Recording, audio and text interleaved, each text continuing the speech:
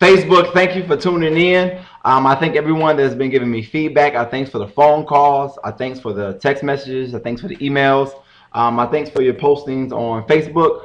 But something that we've been talking about is pretty much I want something so bad. A lot of people have wants, a lot of people have needs, and that's what we're talking about. I admit that I have a lot of wants in life. So I know I'm not by myself when I say there's a lot of people that has a lot of wants.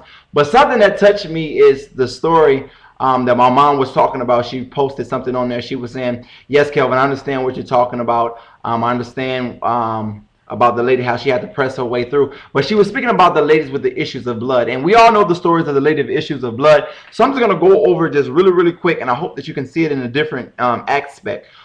First of all, I want to let you know exactly what's going on in this story. We all know that the lady, it was a lady with the issues of blood. She never had a name. And this is the funniest part about it, is that she never had a name, but she was considered by her fault, by her issues. So we named her by her issue. The first thing I want to let you know is this.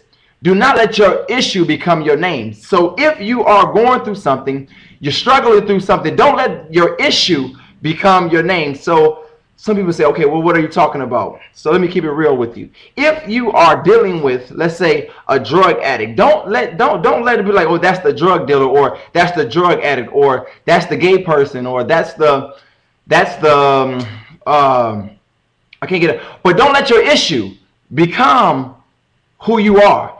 Now, in the story, this is what's going on. First of all, number one, it was unrightful for anybody that was unclean to touch somebody that was clean. First of all, the lady, she was bleeding for 12 years. She was bleeding, to bleeding. Now, first, I want to let you know that with your healing, if you're going through that for 12 years, that's just a little bit too long to be bleeding. That's just a little bit too long to go through something, okay? So if you are going through some type of issue right now, I'm going to let you know, first of all, 12 years is just too long to go through it, because there is healing out there if you just believe. Now, so we're going to learn from her mistake that we don't have to wait 12 years, that we can get our healing right now. We can get our breakthrough right now. We can get our deliverance right now. We don't have to wait 12 years. We can get it right now if we just do what the whole story was talking about. Is just if you have faith enough that you can get whatever it is that you want, because of that Jesus already pretty much paid the price for us. He already died and went on to Calvary and all of that. So now that he was abused for our iniquities and healed for our sins, that's one reason why we can all, it's available. So all you have to do is begin to speak healing in your life. But it was unrightful for an unclean person to touch a clean person, as I was saying. There's a couple of acts that's going on in this situation. First, number one, the way the story began, Jesus had a different mission.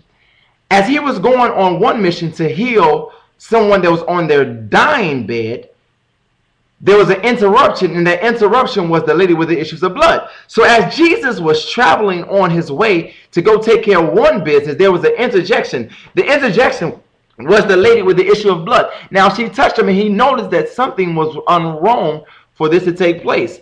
But what I want to let you know is that in the Bible, they had rules and they had regulations. And all the rules and regulations in this time was written back in Leviticus, which Leviticus is the Levites. And that's the way that was like the government system. And it says in here that it is unlawful. It is not right. It's against the law for anybody that's unclean. And anybody that's bleeding is considered to be unclean. So what took place was she had put her life on risk, because she knew that she could have gotten in a lot of trouble for touching something that was clean. But I come to let you know right now that sometimes you have to do some things that's out of the ordinary to get your breakthroughs. In order for you to come out and get healings, sometimes you're going to have to press your way through some things. You have to press your way against the haters. You got to press your way against family. You got to press your way through situations. You got to press your way through the issue, and you got to touch what is right. You have to touch what is needed. You have to touch God. You have to touch the word. You have to touch the living word. So sometimes you have to get these haters out your way.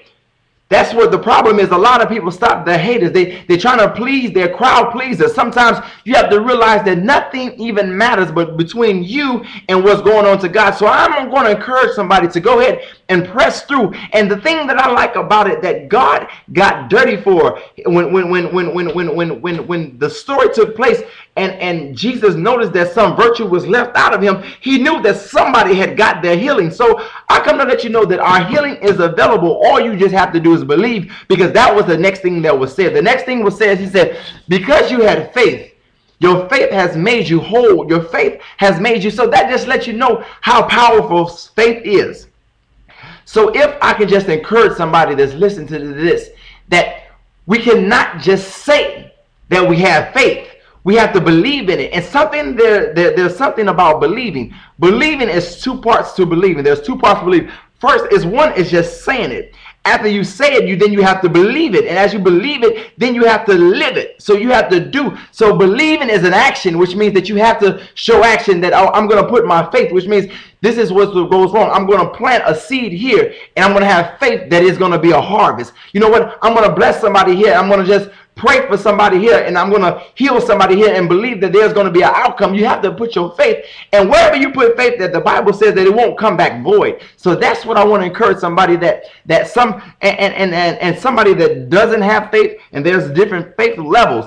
For somebody that's just coming into the Christian journey, and for those that's preaching and teaching and everything and supposed to have faith, sometimes we let our faith down, but we need to ask for a faith increase. So as our faith begin to grow, then our love begin to grow, then our joy begin to grow, and then that's when prosperity comes, and that's when a lot of different things come for us. Now, the ending of the story, and then I'm going to let you all go. The ending of the story is this right here.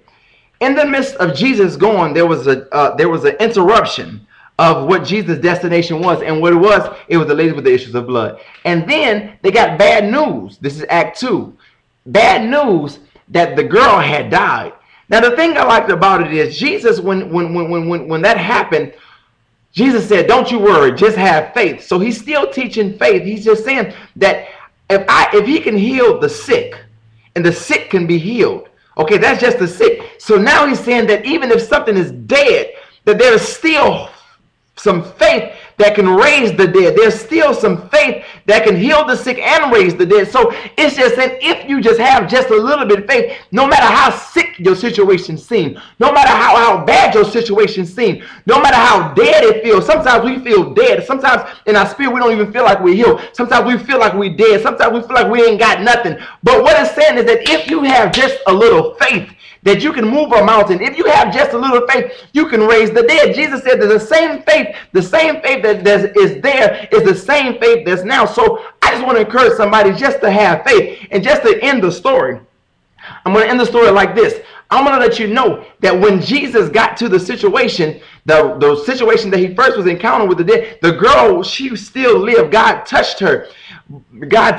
Jesus touched her, and as he touched her, she got up and she began to breathe. She began to life. So there's some dead situations in our life. Just have faith, and when you have faith, it can come to life. So that's all you got to believe. Just have faith, and it shall come to life. It should come to pass, and it shall come. And remember that if God said it, that's all we have to do is believe it. If God said it, that's enough. If God said it, just let it go. Don't pray and worry. Just pray and just believe and have faith, and God will see us through. Once again, I thank you for tuning in. Facebook Bible. I'll see you next time. God bless you. May God keep you. And remember, Jesus loves you, and that's all we got to worry about.